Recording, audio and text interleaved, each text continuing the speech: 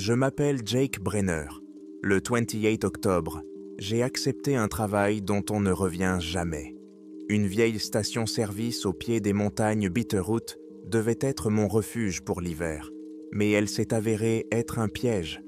Le propriétaire m'a donné une liste de 7 règles. Il m'a dit que c'était dans des instructions pour survivre. Il m'a menti. C'était dans les règles de ma mort. La saison dans l'entreprise de construction s'est soldée par un échec. Je n'avais presque plus d'argent. Et l'hiver dans le Montana n'est pas le moment idéal pour se retrouver sans toit. C'est pourquoi l'annonce d'un emploi à la station-service Red Valley Station m'a semblé être une bouée de sauvetage. Gardien et personnel de service tout en un, tout compris. Salaire correct. Seul inconvénient, l'emplacement. À des dizaines de kilomètres de la ville la plus proche, une seule route à 2 voies qui serpentait entre les cols de montagne. La neige commençait à tomber dès octobre, coupant la station du reste du monde pendant plusieurs jours, voire plusieurs semaines. Cela ne m'effrayait pas. Je recherchais la solitude. Le trajet a duré près de 6 heures. Les derniers kilomètres, j'ai roulé à travers un mur de neige mouillée. La voiture avait du mal à adhérer à la chaussée glissante.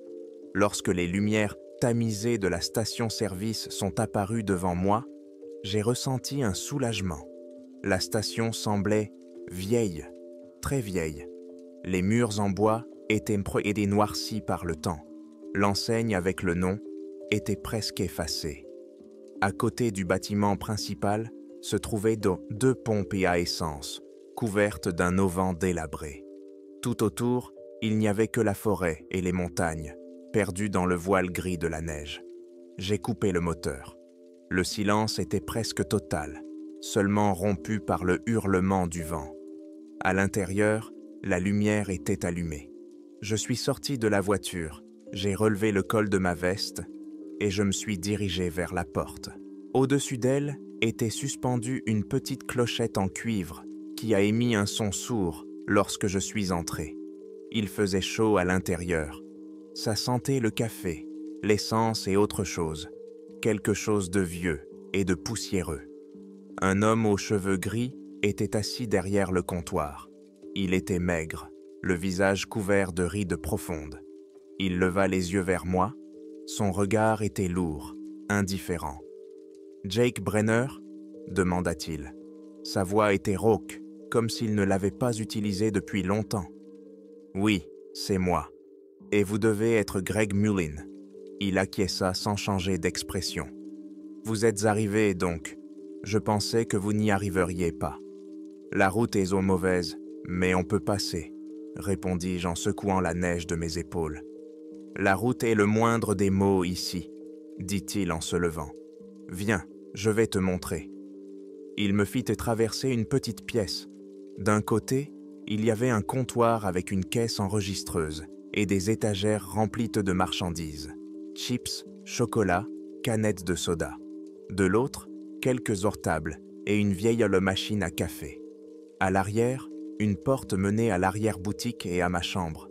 La pièce était petite, un lit, une table, une chaise et une armoire. La fenêtre donnait sur la forêt. Une autre porte menait au sous-sol. Greg la désigna.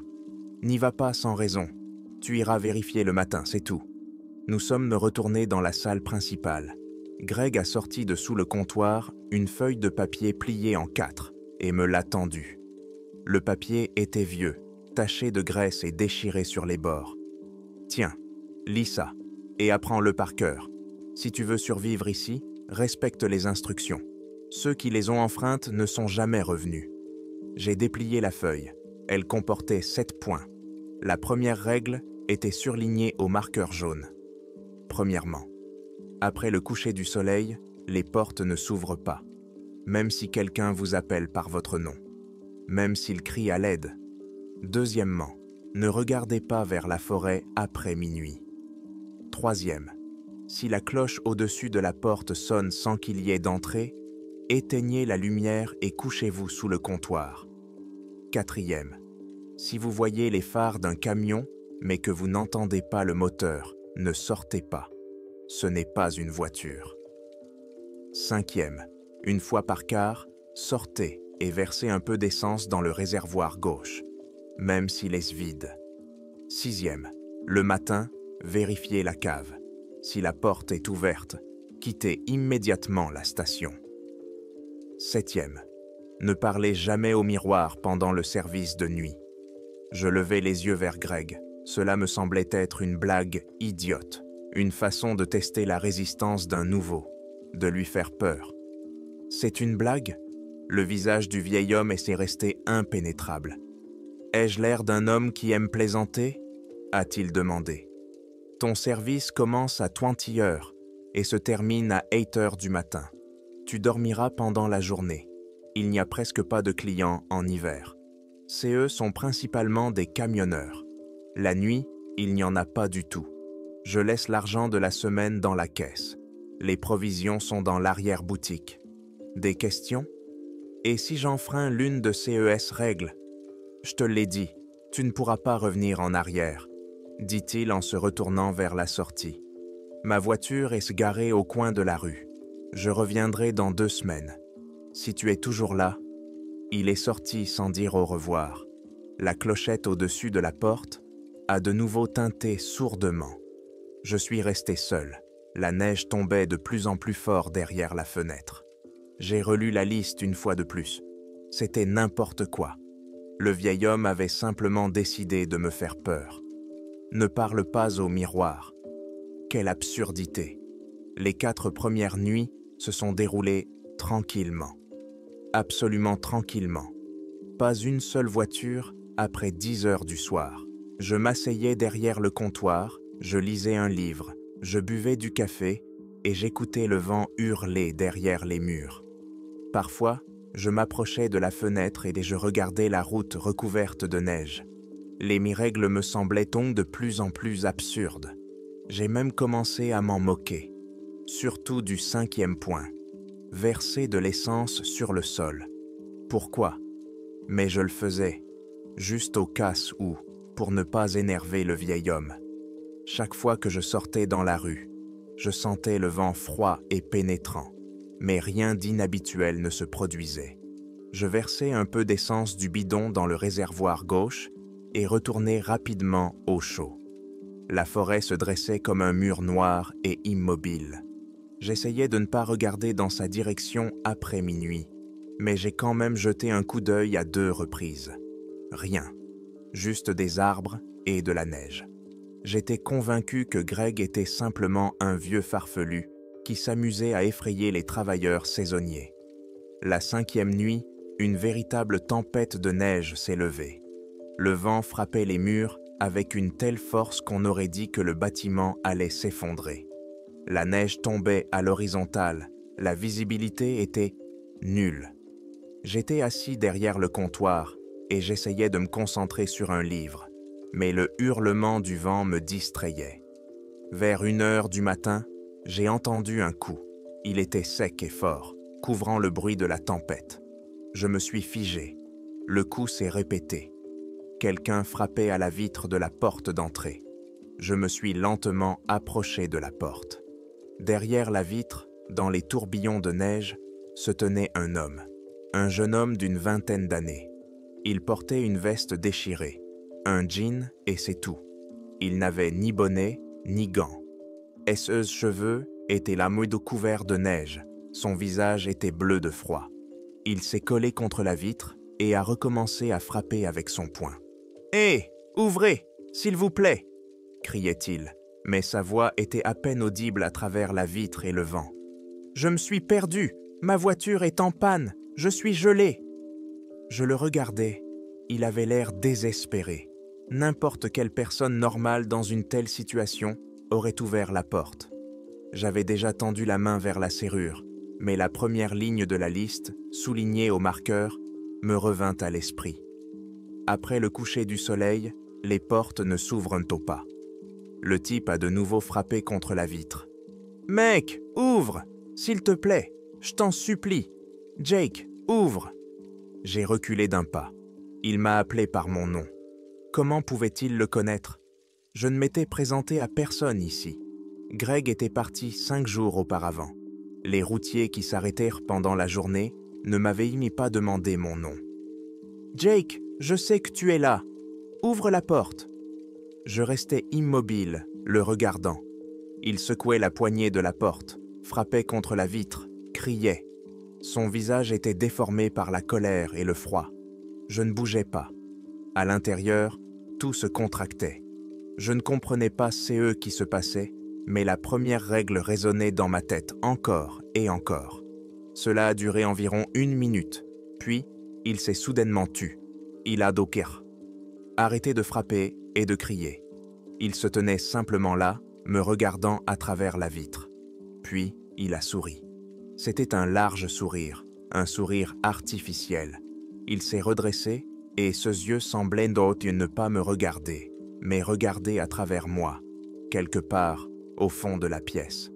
Le sourire ne quittait pas son visage. Il était resté ainsi pendant encore 10 secondes. Puis il s'est retourné et s'est éloigné lentement, se fondant dans la tempête, comme si celle-ci ne le dérangeait pas du tout. Je restai longtemps debout près de la porte. Mes mains tremblaient. Je m'éloignai de la porte et m'assis derrière le comptoir, mais je ne pouvais plus ni lire ni boire mon café. Je passai le reste de la nuit à écouter chaque bruit, mais personne ne frappa plus. Le matin, lorsque la tempête se calma, je sortis dans la rue. Une épaisse couche de neige fraîche recouvrait les environs de la station. Je me suis approché de l'endroit où se tenait le jeune homme pendant la nuit. Il y avait des traces dans la neige, mais pas de chaussures. C'étaient des traces de pieds nus, et elles ne menaient ni à la route ni à la forêt. Elles formaient un cercle, contournant encore et encore le bâtiment de la station-service. Des dizaines, voire des centaines de fois, comme s'il avait marché là toute la nuit. Je suis retourné à l'intérieur et j'ai verrouillé toutes les portes. Toute la journée, je n'ai pas pu me sortir. CES trace de la tête. J'ai essayé de trouver une explication logique. Peut-être s'agissait-il d'un fou du coin, mais comment pouvait-il marcher pieds nus dans la neige par un tel blizzard sans avoir froid? Et comment connaissait-il mon nom? Le soir venu, j'ai compris qu'il n'y avait aucune explication logique. La liste des règles ne me semblait plus être une blague. C'était la réalité, une réalité cruelle et incompréhensible. La 6e nuit a été calme. Le ciel s'était dégagé et la pleine lune éclairait le paysage enneigé. J'étais assis derrière le comptoir et je regardais par la fenêtre, sursautant au moindre bruit. Je ne lisais pas. J'attendais simplement. Vers 2 heures du matin, cela s'est produit. La clochette en cuivre, au-dessus de la porte d'entrée, a émis un son aigu et clair. Une seule fois. Je me suis figé sur place. La porte ne s'est pas ouverte. Personne n'est entré. Le vent dans la rue s'était calmé. Il y avait un silence complet. Et dans ce silence, le son de la clochette résonnait de manière assourdissante. Je me suis souvenu de la 3e règle. Si la clochette au-dessus de la porte sonne sans que personne n'entre, éteignez la lumière et couchez-vous sous le comptoir. Mes mains ont réagi plus vite que mon cerveau. J'ai tendu la main et appuyé sur l'interrupteur mural.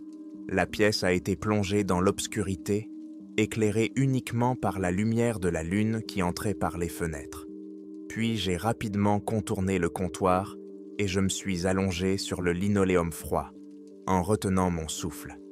Allongé, collé au sol, je regardais la fente entre le comptoir et le sol. Je voyais une partie de la salle et la porte vitrée. Il ne se passait rien. 1 minute, 2 minutes, 5 minutes s'écoulèrent. Silence. Je commençais déjà à penser que ces n'étaient qu'un hasard. Peut-être que le métal s'était contracté à cause du changement de température et avait fait frapper la languette de la cloche contre la paroi. Et là, j'ai vu une ombre.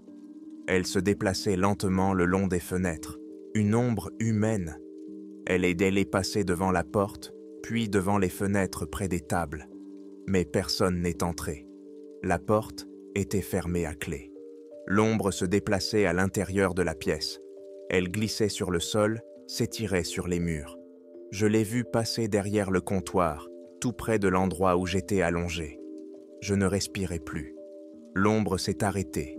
Elle y est restée immobile pendant quelques secondes. Puis, elle y est revenue tout aussi lentement vers la porte et a disparu. Je suis resté allongé sur le sol pendant encore 20 minutes, jusqu'à ce que je sois sûr que tout était calme. Puis, je me suis lentement relevé. Mes deux jambes étaient molles. J'ai allumé la lumière. Rien n'avait changé dans la pièce. Tout était à sa place. Mais je savais avec certitude que quelqu'un était là. Quelqu'un qui pouvait traverser les murs. Je n'ai plus essayé de dormir pendant la journée. J'avais trop peur. Je restais simplement assis dans ma chambre et regardais par la fenêtre qui donnait sur la forêt. Les règles n'étaient ni plus une liste. Elles étaient même devenues ma seule chance de survivre. La 7e nuit, je m'attendais à un malheur, et il est arrivé. Vers minuit, j'ai vu de la lumière sur la route. 2 points lumineux qui se rapprochaient rapidement. Des phares. J'ai pensé que c'était un camionneur et j'ai ressenti un soulagement pendant 1 seconde. Mais ensuite, j'ai tendu l'oreille. Je n'entendais aucun bruit, absolument aucun. Ni bruit de moteur, ni crissement de pneus sur la neige.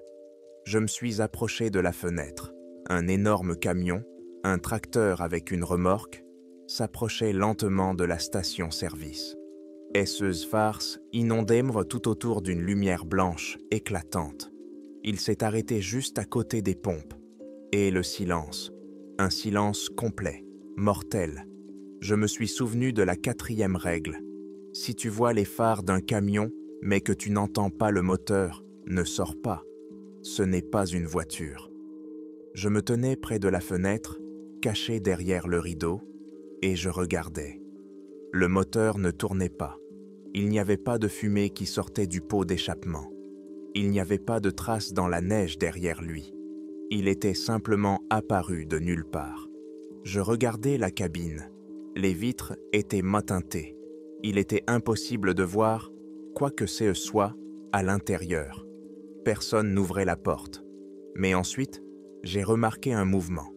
La cabine du camion bougeait légèrement, à peine perceptible, d'un côté à l'autre, comme si quelqu'un bougeait à l'intérieur, passant d'un pied à l'autre. Quelqu'un de grand et de lourd. Le camion était resté ainsi pendant plus d'1 heure. Les phares étaient allumés, la cabine bougeait, mais rien d'autre ne se passait. Je ne me suis pas éloigné de la fenêtre. Je ne pouvais pas. Vers 3 heures du matin, les phares se sont soudainement éteints et le camion a disparu. Il n'est pas parti. Il s'est simplement dissous dans l'obscurité. Il était là 1 seconde et la suivante, il n'était plus là. Il ne restait aucune trace, aucune empreinte dans la neige. Rien. Je me suis éloigné de la fenêtre et je me suis assis par terre. Je n'avais plus aucun doute. C'est eux qui se passaient dans cette station-service dépassaient mon entendement. Chaque nuit apportait quelque chose de nouveau, quelque chose qui enfreignait toutes les lois de la physique et du bon sens. J'ai commencé à comprendre les paroles de Greg. Il était vraiment possible de ne pas revenir d'ici. J'ai trouvé un vieux système de vidéosurveillance dans l'arrière-boutique. 4 caméras et un petit écran. Une caméra filmait l'entrée, une 2e les colonnes, une 3e la route et une 4e l'intérieur du local. J'ai passé une demi-journée à la faire fonctionner. Je voulais enregistrer ce qui se passait ici, le montrer à quelqu'un, prouver que je n'étais pas fou. Le soir, j'ai lancé l'enregistrement. Mais dès la tombée de la nuit, les 4 écrans du moniteur se sont couverts de parasites. Juste du bruit blanc. J'ai redémarré le système, vérifié les câbles. Tout était en ordre. Mais les caméras ne fonctionnaient pas. Elles refusaient d'enregistrer la vie nocturne de cette station. Les 8e et 9e heures de la nuit se sont confondues en une attente interminable. Le sommeil m'avait quitté. Je buvais des litres de café, mais cela ne m'aidait pas. Je restais simplement assis derrière le comptoir, à écouter le silence et à regarder la route. La liste des règles était posée devant moi. C'était désormais ma seule protection. J'ai suivi tous les points avec une précision maniaque. Le matin, je vérifiais la porte du sous-sol. était toujours fermée. Vers minuit, je sortais dans la rue pour verser de l'essence dans le réservoir gauche. Ce rituel était le plus difficile. Chaque fois que j'ouvrais la porte, je sentais l'air froid me brûler les poumons. Le silence à l'extérieur était anormal. Je me dirigeais rapidement vers le réservoir, dévissais le bouchon du bidon et versais un peu de carburant sur le sol gelé. L'essence était absorbée par la neige, laissant une tache sombre. À ces moments-là, j'avais toujours l'impression d'être observé depuis la forêt. Je ne me retournais pas, je ne levais pas les yeux. Je faisais simplement mon travail et je retournais en courant dans le bâtiment, claquant la porte derrière moi. La règle numéro 2 était devenue la plus importante, ne pas regarder vers la forêt après minuit. Parfois, j'entendais des bruits provenant de là-bas, le craquement de branches qui se brisaient alors qu'il n'y avait pas de vent. Un grincement sourd, comme si quelque chose d'énorme était traîné sur le sol. Je m'assis, agrippé au bord du comptoir, et me forçais à regarder droit devant moi sur la route déserte.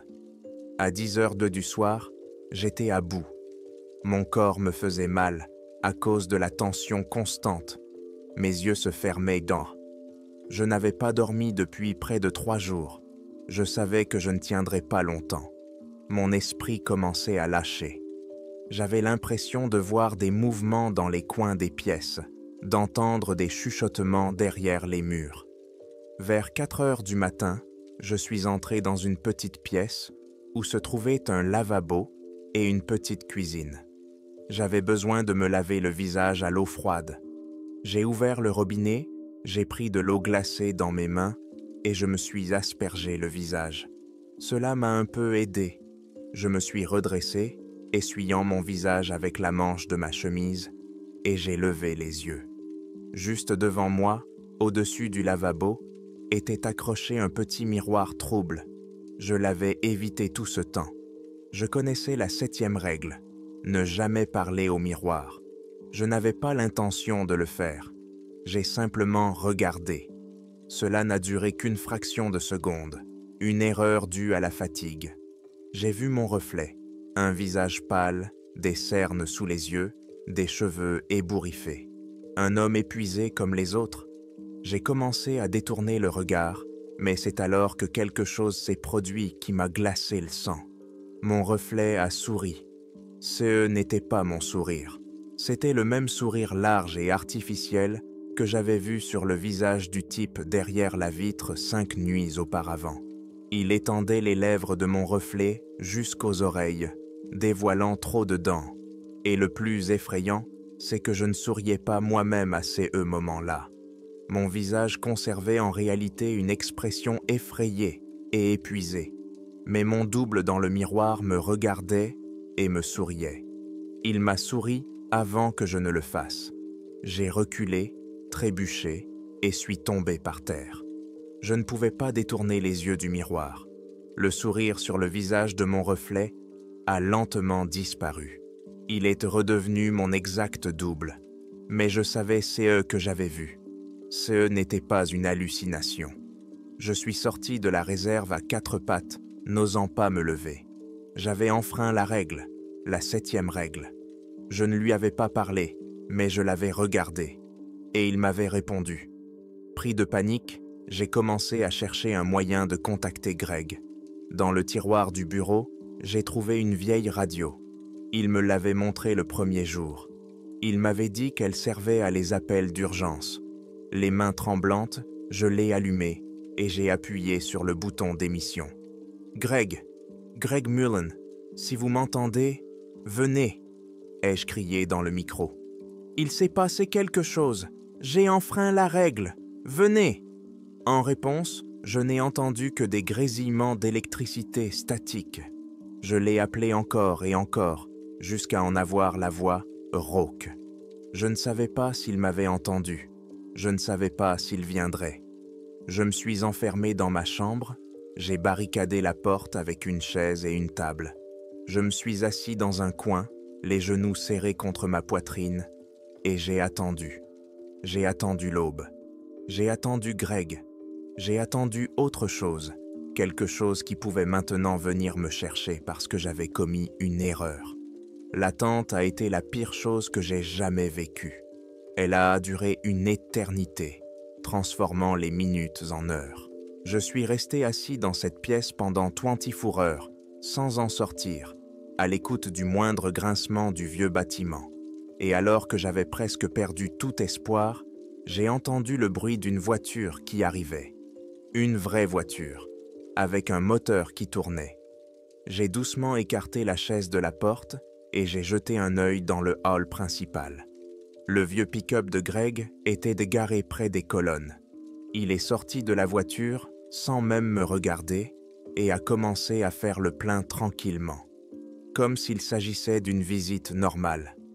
J'ai ouvert la porte et je me suis précipité vers lui. J'avais l'air horrible et je le savais. « Greg, tu as reçu mon message? Tu dois m'aider. Ce qui se passe ici. » Il a fini de faire le plein, a rangé le pistolet à sa place et s'est alors tourné vers moi. Son visage était aussi impassible que lors de notre première rencontre. « Je ne suis pas venu à cause de la radio, » a-t-il dit calmement. « Le moment est venu. » « Comment ça, le moment est venu? J'ai vu, j'ai tout vu. Le type à la porte, l'ombre, le camion sans moteur. Et cette nuit, j'ai regardé dans le rétroviseur. Il m'a souri. Je parlais vite, de manière incohérente, m'étranglant avec mes mots. Je m'attendais à n'importe quelle réaction. Surprise, méfiance, peut-être même peur. Mais Greg se contentait de me regarder. « Tu ne lui as pas parlé ?» demanda-t-il. « Non, je l'ai juste regardé. 1 seconde. » Il hocha lentement la tête, comme si la réponse le satisfaisait. « Si tu as survécu, c'est déjà beaucoup. Ceux qui parlent au miroir restent généralement ici, pour toujours. » Il passa devant moi et entra dans le bâtiment. Je me dépêchai de le suivre. Il fit le tour de la salle, jeta un œil dans l'arrière-boutique. Son regard s'attarda un instant sur le miroir au-dessus du lavabo. Puis il revint au comptoir et sortit de la poche de sa veste une autre feuille de papier. Elle était aussi froissée que la première. Il la posa sur le comptoir. « Voilà, » dit-il, « une nouvelle liste. » Je regardai la feuille. Elle comportait les 7 mêmes points, mais un 8e avait été ajouté à la main en bas de la page. « Qu'est-ce que c'est ?» ai-je demandé. « Lis-la et essaie de comprendre, » a dit Greg. Il s'est dirigé vers la sortie. « Attendez, vous ne pouvez pas partir comme ça. Expliquez-moi. C'est eux qui se passent ici.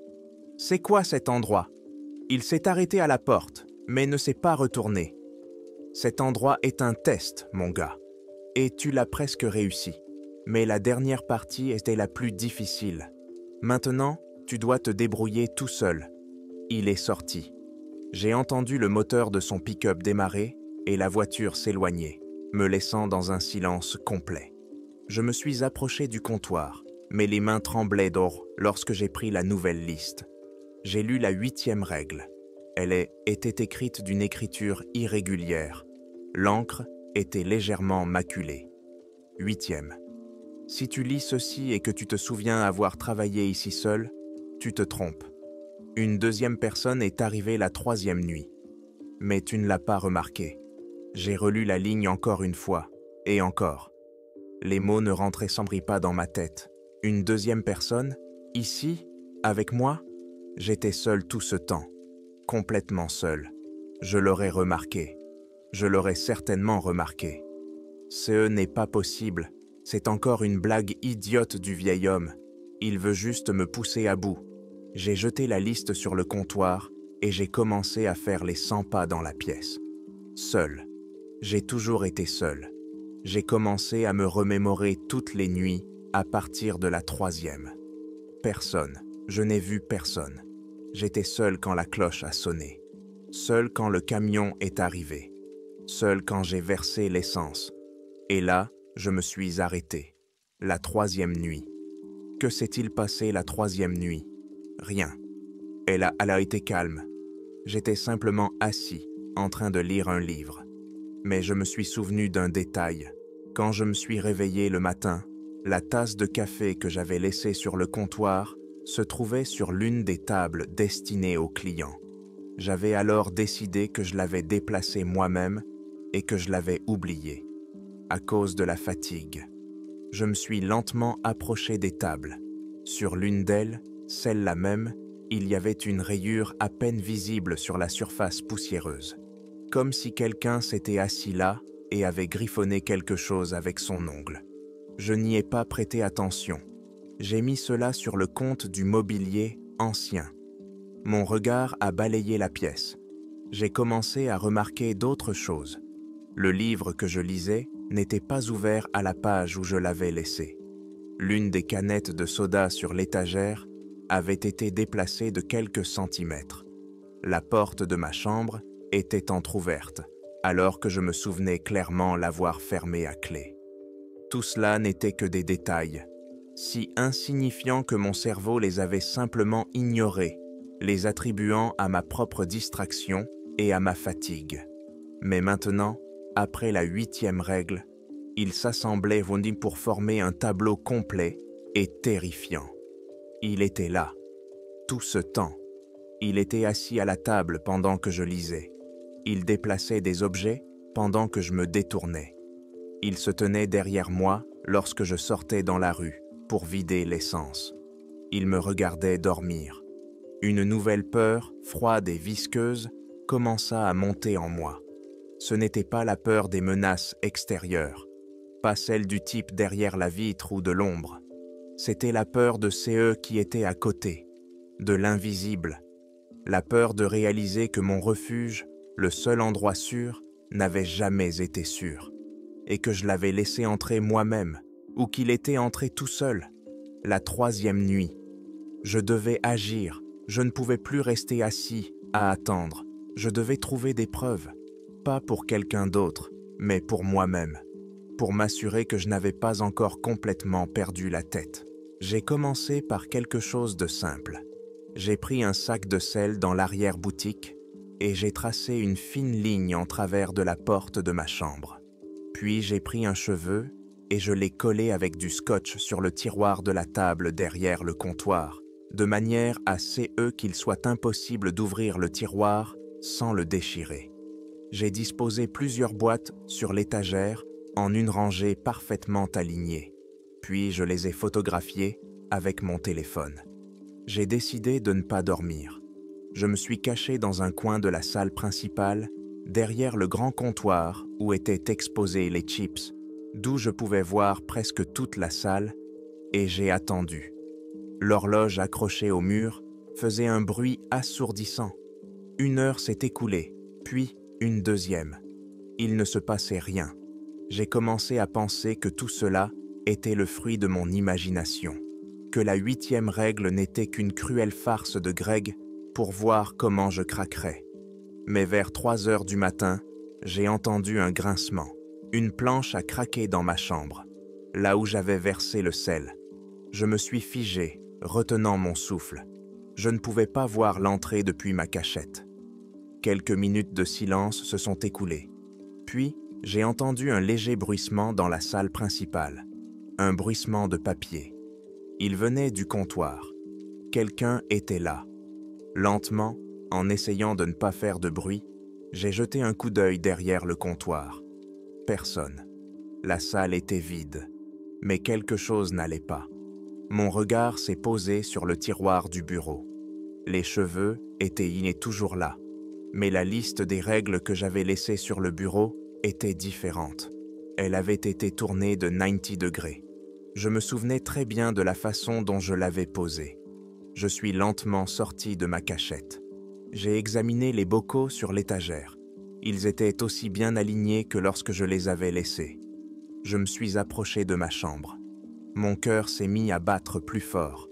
La ligne de sel avait été franchie, mais pas comme si quelqu'un l'avait traversée.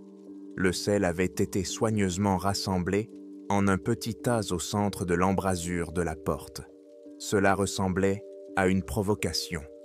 Je compris que je n'avais pas affaire à une simple présence invisible. Elle était intelligente, et elle savait que je l'observais.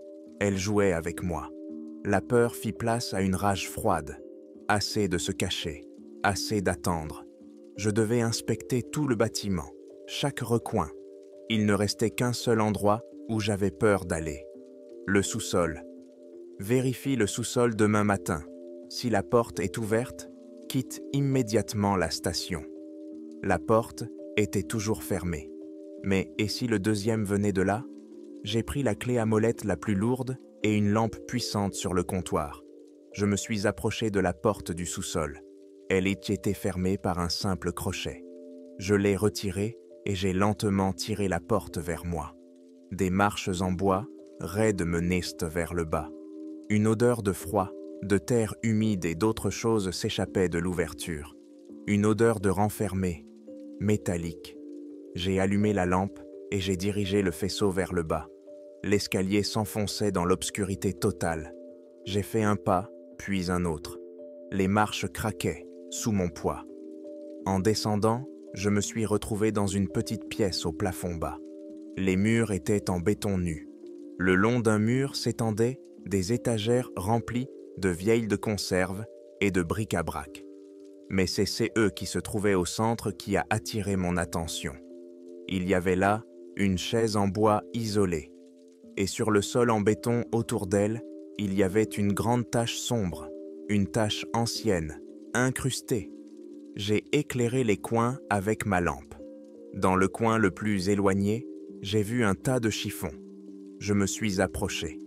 C'était dans des vêtements vieux et usés.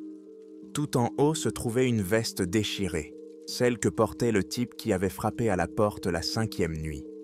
En dessous, il y avait d'autres vêtements.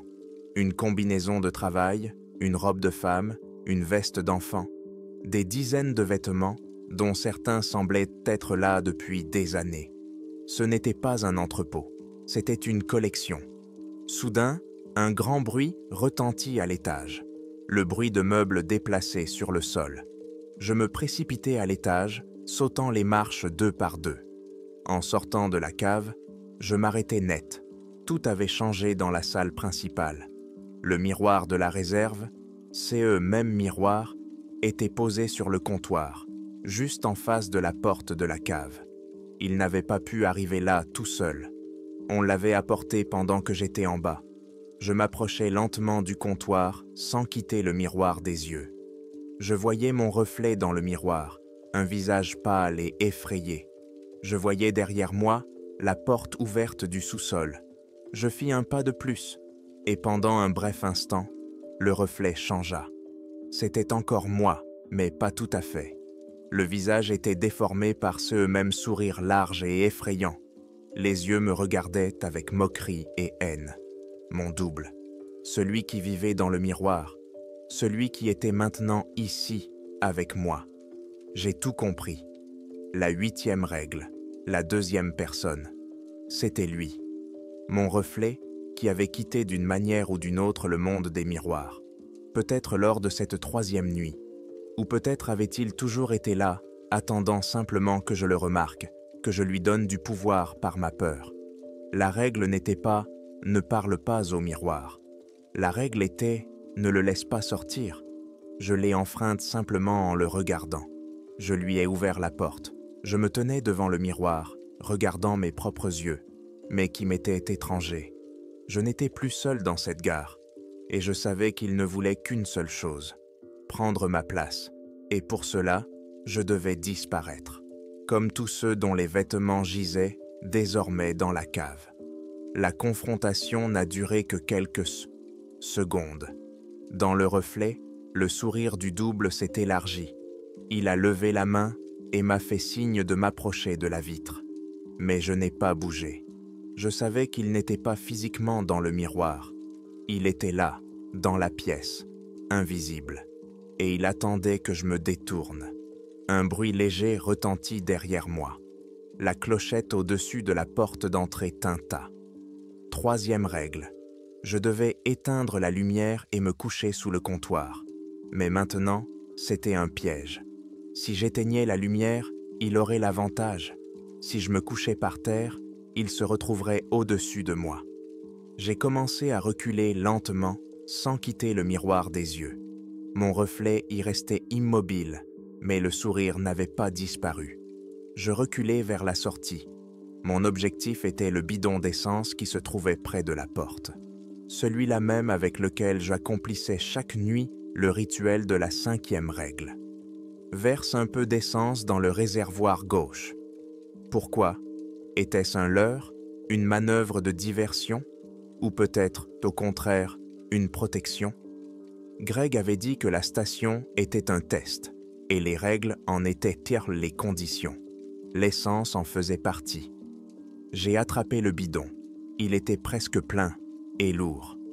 Au même moment, une chaise près d'une des tables a été projetée sur le côté dans un grand bruit, comme si quelqu'un lui avait donné un coup de pied. Le sosie avait cessé de se cacher. Il passait à l'action. Des canettes de soda tombaient en haut des étagères. La vieille machine à café s'est mise à trembler et a émis un sifflement bruyant, laissant échapper un nuage de vapeur. J'ai dévissé le bouchon du bidon. L'odeur de l'essence a envahi l'air. Mon plan était simple et insensé. Si le double était sorti du miroir, cela signifiait que celui-ci était son ancrage, sa porte. Et cette porte devait être détruite. Je me suis dirigé vers le comptoir, tenant le bidon devant moi comme un bouclier.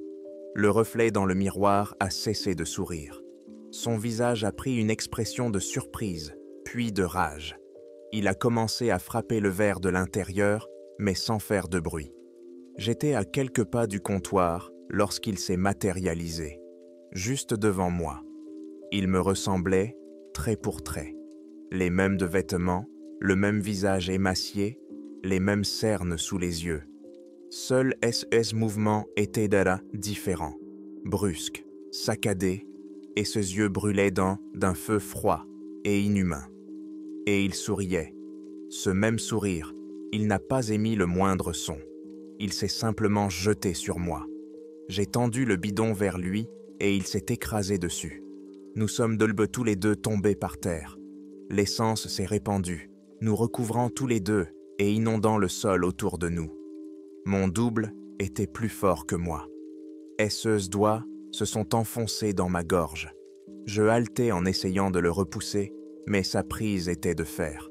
Je voyais son visage tout près, mon visage, et il me regardait avec triompho. Ma main a tâtonné dans ma poche à la recherche d'un briquet. Un briquet en plastique bon marché que j'utilisais pour allumer mes cigarettes. Mais des doigts d'affaire ne m'abaissaient pas, glissant sur le plastique mouillé par l'essence. Mon double serrait de plus en plus fort. Mes yeux commençaient à s'assombrir. Avec mes dernières forces, j'ai actionné la molette, 1 fois, 2 fois. À la 3e fois, une petite flamme s'est allumée. La flamme nous a instantanément enveloppés tous les deux. Son cri était la copie conforme du mien. Fort, plein de douleur et d'horreur. Il m'a lâché, essayant d'éteindre le feu qui dévorait ses vêtements, sa peau. Mais ce n'était pas un feu ordinaire. Il brûlait plus fort, plus violemment. Le double, en proie aux flammes, recula et heurta le comptoir. Le miroir qui se trouvait au bord vacilla et tomba bruyamment sur le sol, se brisant en centaines de petits éclats. Au moment même où le miroir se brisa, le cri du double s'interrompit. Les flammes qui l'enveloppaient s'éteignirent aussi soudainement qu'elles s'étaient déclarées. Mais il ne restait plus rien de lui, seulement un tas de cendres noires sur le sol. J'étais allongé sur le sol, suffocant. Le feu qui m'enveloppait s'était également éteint, mais il s'était propagé à l'essence renversée. Les flammes se propagèrent sur le sol, se dirigeant vers les murs en bois et le comptoir. Toute la station-service s'est remplie d'une fumée noire, âcre. Je me suis relevé. L'adrénaline étouffait la douleur des brûlures. Je n'ai rien pris. Je me suis précipité vers la sortie.